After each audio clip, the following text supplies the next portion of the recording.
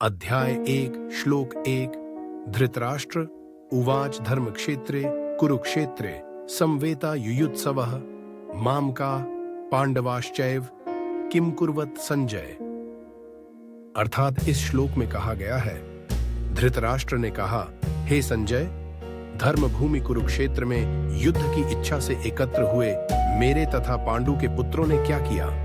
संजय उवाच दृष्ट्वा तु पांडवाणिकं व्यूढ़ं दुर्योधनस्तदा आचार्यमुपसंगम्य राजा वचनम ब्रवीत। अर्थात इस श्लोक में कहा गया है, संजय ने कहा, हे राजन, पांडुपुत्रों द्वारा सेना की व्यूहरचना देखकर राजा दुर्योधन अपने गुरु के पास गया और उसने ये शब्द कहे, पश्यैतां पांडुपुत्राणाम आचार्य महतीम चमूम व्यूढ़ाम द्रुपद पुत्रेण तव शिष्येण धीमता। अर्थात इस श्लोक में कहा गया है, हे आचार्य, पांडुपुत्रों की विशाल सेना को देखें जिसे आपके बुद्धिमान शिष्य द्रुपद के पुत्र ने इतने कौशल से व्यवस्थित किया है। अत्र शूरा महेश्वसा भीमार्जुन समायुधि युयुद्धानो विराटश्च द्रुपदश्च महारथः। अर्थात इस श्लोक में कहा गया है, इस सेना में भीम तथा अर्जुन के समान युद्ध करने वाले अनेक वीर धनुर्धर हैं, यथा महारथी युयुद्धान विराट तथा द्रुपद, धृष्टकेतुश्चेकितानः काशीराजश्च वीर्यवान पुरुजित कुंतीभोजश्च शैब्यश्च नरपुंगवा। अर्थात इस श्लोक में कहा गया है, इनके साथ ही धृष्टकेतु, चेकितान, काशीराज, पुरुजित, कुंतीभोज तथा शैब्य जैसे महान शक्तिशाली योद्धा भी हैं। युद्धा मन्युश्च विक्रांत उत्तमोजाश्च वीर्यवान सौभद्रो द्रौपदेयाश्च सर्व एव महारथाः। अर्थात इस श्लोक में कहा गया है, पराक्रमी युद्धामन्यु, अत्यंत शक्तिशाली उत्तमौजा, सुभद्रा का पुत्र तथा द्रौपदी के पुत्र, ये सभी महारथी हैं। अस्माकं तु विशिष्टा ये तान् निबोध द्विजोत्तम नायिका मम सैन्यस्य संझार्थ तान् ब्रवीमिते। अर्थात इस श्लोक में कहा गया है, किंतु हे ब्राह्मण श्रेष्ठ, आपकी सूचना के लिए मैं अपनी सेना के उन नायकों के विषय में बताना चाहूंगा जो मेरी सेना को संचालित करने में विशेष रूप से निपुण हैं। भवान भीष्मश्च कर्णश्च कृपश्च समितिञ्जयः अश्वत्थामा विकर्णश्च सौमदत्तिस्तथैव च। अर्थात इस श्लोक में कहा गया है, मेरी सेना में स्वयं आप भीष्म, कर्ण, कृपाचार्य, अश्वत्थामा, विकर्ण तथा सोमदत्त का पुत्र भूरिश्रवा आदि हैं जो युद्ध में सदैव विजयी रहे हैं। अन्ये च बहवः शूरा मदर्थे त्यक्त जीविताः नाना शस्त्र प्रहरणाः सर्वे युद्ध विशारदाः। अर्थात इस श्लोक में कहा गया है, ऐसे अन्य अनेक वीर भी हैं जो मेरे लिए अपना जीवन त्याग करने के लिए उद्यत हैं। वे विविध प्रकार के हथियारों से सुसज्जित हैं और युद्ध विद्या में निपुण हैं। अपर्याप्तम तदस्माकं बलम भीष्माभिरक्षितम पर्याप्तम त्विदमेतेषां बलम भीमाभिरक्षितम। अर्थात इस श्लोक में कहा गया है, हमारी शक्ति अपरिमेय है और हम सब पितामह द्वारा भली भांति संरक्षित हैं, जबकि पांडवों की शक्ति भीम द्वारा भली भांति संरक्षित होकर भी सीमित है। अयनेषु च सर्वेषु यथा भागवमस्थिताः भीष्ममेवाभिरक्षन्तु भवन्तः सर्व एव हि यो। अर्थात इस श्लोक में कहा गया है, अतएव सैन्य व्यूह में अपने अपने मोर्चों पर खड़े रहकर आप सभी भीष्म पितामह को पूरी पूरी सहायता दें। तस्य संजनयन् हर्ष कुरु वृद्धः पितामहः सिंहनादम विनद्योच्चैः शंख दध्मो प्रतापवान। अर्थात इस श्लोक में कहा गया है, तब कुरुवंश के वयोवृद्ध परम प्रतापी एवं वृद्ध पितामह ने सिंह गर्जना की सी ध्वनि करने वाले अपने शंख को उच्च स्वर से बजाया, जिससे दुर्योधन को हर्ष हुआ। ततः शंखाश्च भैर्यश्च पणवान गोमुखा सहसैवाभ्यहन्यन्त स शब्दस्तुमुलो भवत।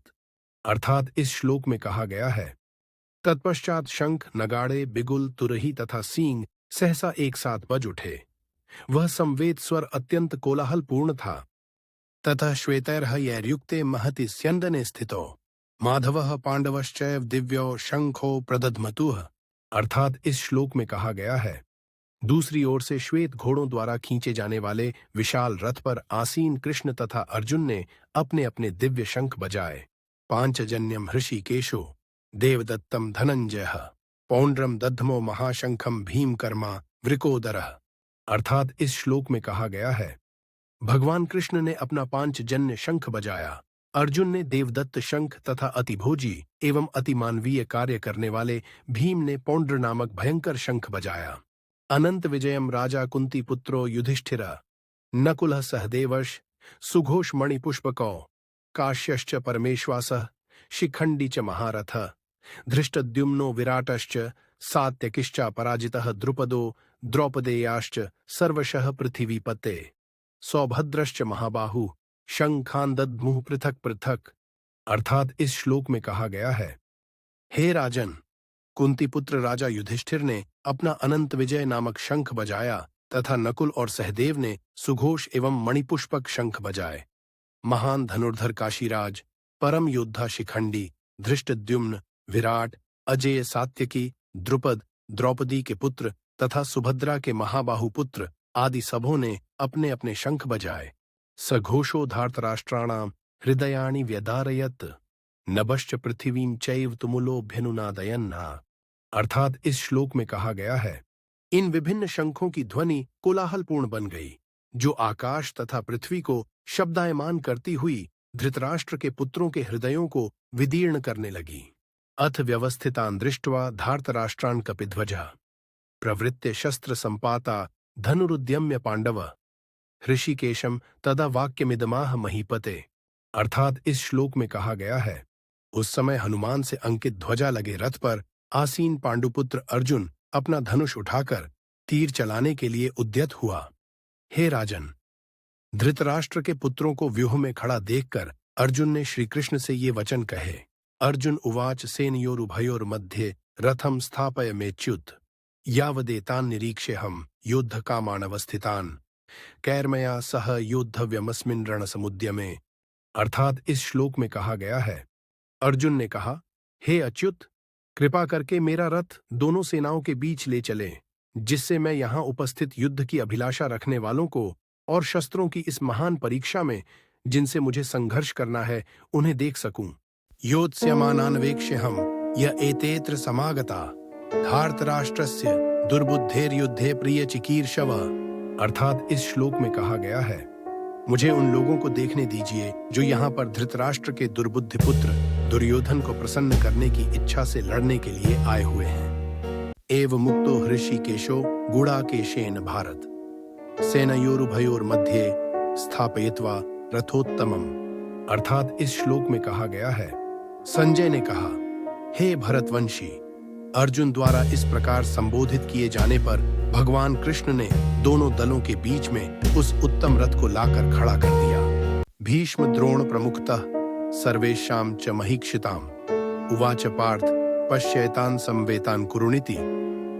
अर्थात इस श्लोक में कहा गया है, भीष्म, द्रोण तथा विश्व भर के अन्य समस्त राजाओं के सामने भगवान ने कहा कि हे पार्थ, यहाँ पर एकत्र सारे गुरुओं को देखो। तत्रा पश्यत स्थितान् पार्थ पितृनथ पितामहान् आचार्यान् मातुलान् भ्रातॄन् पुत्रान् पौत् राण सखींस् तथा श्वशुरान् सुहृदश्चैव सेनयोरुभयोरपि। अर्थात इस श्लोक में कहा गया है, अर्जुन ने वहां पर दोनों पक्षों की सेनाओं के मध्य में अपने चाचा ताऊं, पितामहों, गुरुओं, मामाओं, भाइयों, पुत्रों, पौत्रों, मित्रों, ससुरों और शुभचिंतकों को भी देखा। तान् समीक्ष्य स कौन्तेयः सर्वान् बन्धून् अवस्थितान् कृपया परयाविष्टो विषीदन्निदं ब्रवीत ईतट्ट। अर्थात इस श्लोक में कहा गया है, जब कुंती पुत्र अर्जुन ने मित्रों तथा संबंधियों की इन विभिन्न श्रेणियों को देखा तो वह करुणा से अभिभूत हो गया और इस प्रकार बोला। अर्जुन उवाच दृष्ट्वेमं स्वजनं कृष्ण युयुत्सुं समुपस्थितं सीदन्ति मम गात्राणि मुखं च परिशुष्यति।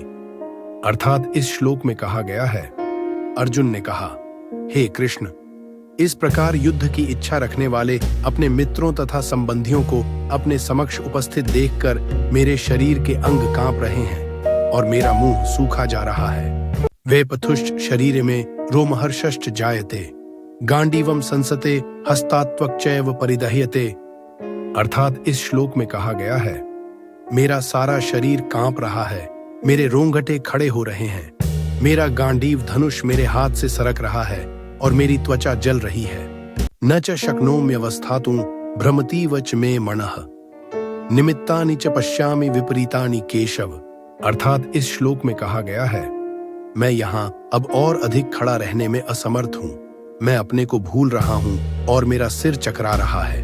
हे कृष्ण, मुझे तो केवल अमंगल के कारण दिख रहे हैं। न च श्रेयोनुपश्यामि हत्वा स्वजन्माहवे न कांक्ष विजयम कृष्ण न च राज्यम सुखानि च।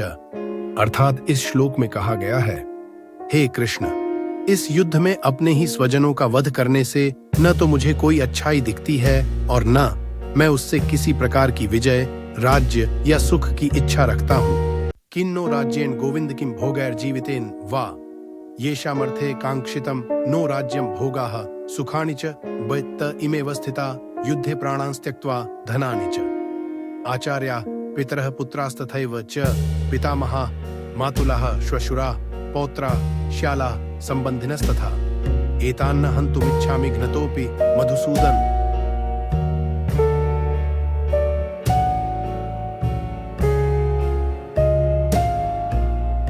अर्थात इस श्लोक में कहा गया है, हे गोविंद, हमें राज्य, सुख अथवा इस जीवन से क्या लाभ, क्योंकि जिन सारे लोगों के लिए हम उन्हें चाहते हैं वे ही इस युद्ध भूमि में खड़े हैं। हे मधुसूदन, जब गुरुजन, पितृगण, पुत्रगण, पितामह, मामा, ससुर, पौत्रगण, साले तथा अन्य सारे संबंधी अपना अपना धन एवं प्राण देने के लिए तत्पर हैं और मेरे समक्ष खड़े हैं, तो फिर मैं इन सबको क्यों मारना चाहूंगा?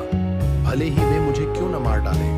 हे जीवों के पालक, मैं इन सबों से लड़ने को तैयार नहीं। भले ही बदले में मुझे तीनों लोग क्यों न मिलते। इस पृथ्वी की तो बात ही छोड़ दें। भला धृतराष्ट्र के पुत्रों को मारकर हमें कौन सी प्रसन्नता मिलेगी?